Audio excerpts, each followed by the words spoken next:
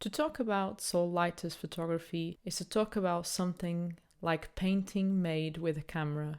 It's like instead of film and lenses, we have paintbrushes and strokes of different colors, and the level of texture, of richness, of abstraction really gives these images another dimension, as if they were paintings, as if they were a blurred shot in a movie sequence. It's like they transcend what they are, and that to me is the beauty of Saul Leiter's photography, is that his photos transcend the medium itself and become something else. So, ladies and gentlemen, fasten your seatbelts, get a drink, get comfy, because we're going on an unexpected, complex, and beautiful visual journey. And that is the journey through the photography of Mr. Saul Leiter. Roll the intro.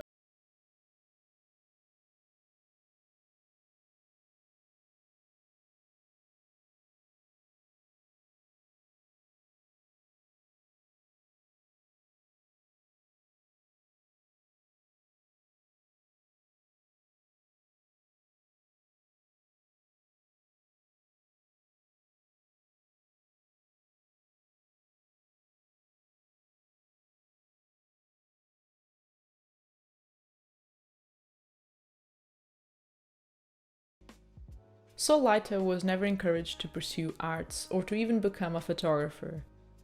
In fact, his father was a well-known rabbi in Pittsburgh and wanted him to pursue the same field of occupation. And so when Saul Leiter left for New York at the age of 23 to pursue painting, this decision wasn't really supported or accepted by his family. But, as he admitted, I got fed up with the whole religious world and all the preoccupations with purity and nobility and observance. I wanted to be free of those things. And so he was in New York, where he was more or less trying to figure out what kind of subjects he was after, what he wanted to really capture with his art, and also the medium, because he was introduced to photography by one of his painting teachers, a painter himself named Richard Posset Dart. And so this was in the beginning of the 1940s, and this led to a phase of, let's say, experimentation and a first wave in Saul Leiter's photography, which was mainly in black and white. But still, as we go through these photos, we can see that there's this interest already for things or elements that were out of focus, for different shades, different shapes, different contours and contrasts.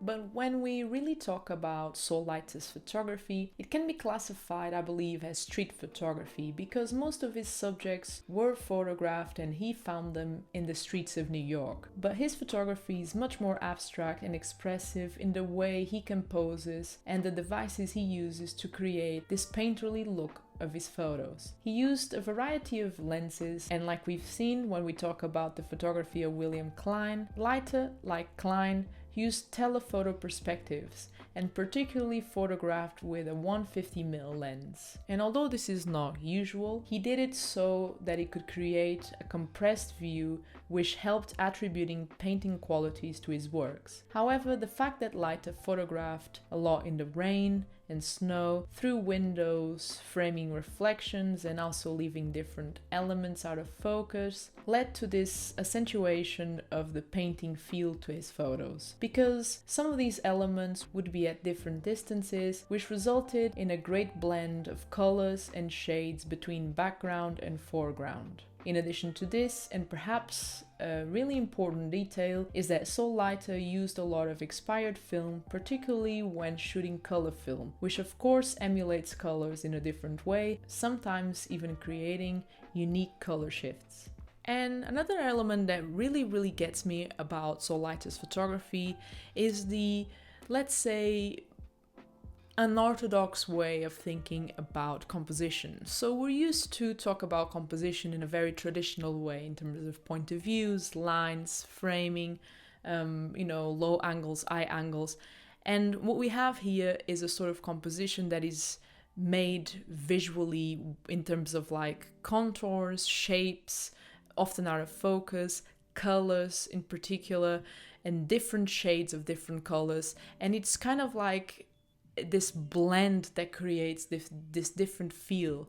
And I think it's a clever way of thinking in composition. And if we think of composition in terms of color, it would be interesting to see what we could actually come up with. So start taking composition, or start taking color into your composition, is something that we can take from Saul Leiter's photography.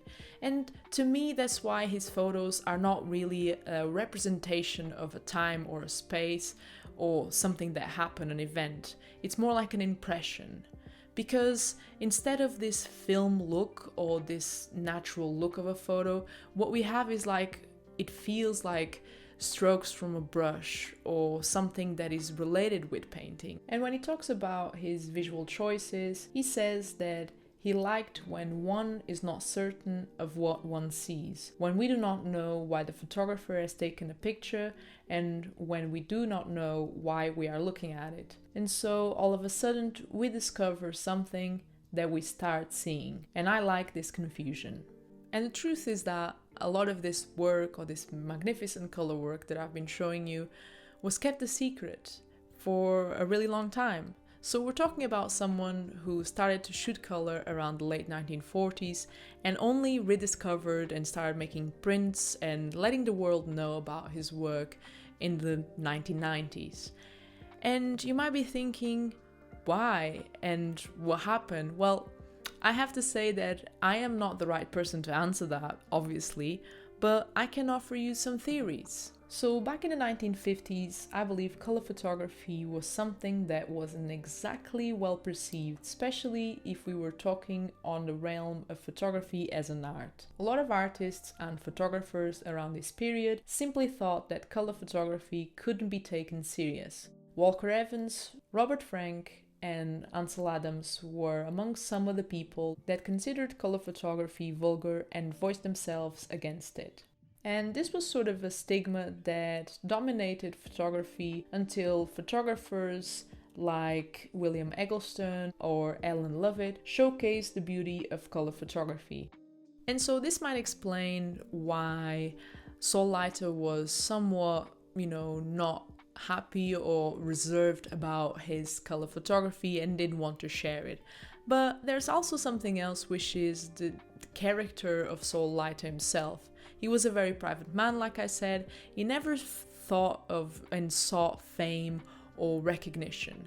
And he seemed to me, from what I read and the photography, the work itself, that is someone who does things because, or did things because he loved it, and he was truly passionate about art. And so we envisioned photography as an art, and I think it's an interesting point of view. And in a world where we live today, in which everybody's constantly looking at likes and verification and being recognized as this or that, I feel that looking at the work of certain photographers like Saul Leiter is really refreshing and really inspiring, because it reminds you of why you started in the first place. And I think sometimes it's good to be reminded that we don't need to be recognized or validated for what we do. We just simply have to carry on with what we do. And Saul Leiter had a really interesting quote about this. And he said something like, "I spent a great deal of my life being ignored, and I was always very happy that way. Being ignored is a great privilege. That is how I think I learned to see what others do not see and to react to situations differently. I simply looked at the world, not really prepared for anything." And so I really resonate with this, because there are a lot of times in my life where I like to explore and I like to just observe people or observe things without being creepy in a way. And this has taught me, without the idea of having to take, or the idea of probably the constraints of having to take a photo, of having to necessarily produce some work from what I've been seeing or from what I saw that was interesting to me in the first place. And so, leaving sometimes the camera behind, I like to walk and try and observe and understand what goes around me. And this has taught me a lot about storytelling, visual storytelling, the things that really interest me and that I want to capture with my works. And so I really advise you to do the same, which is sometimes just take your time and observe things before you actually think of composing, of capturing it in whatever medium or with whatever medium you choose to do so. And yes, I guess that without further ado, this has been all for today, and so I hope that you stay well, that you keep shooting film, and yeah, I'll see you here for another video very soon. Peace.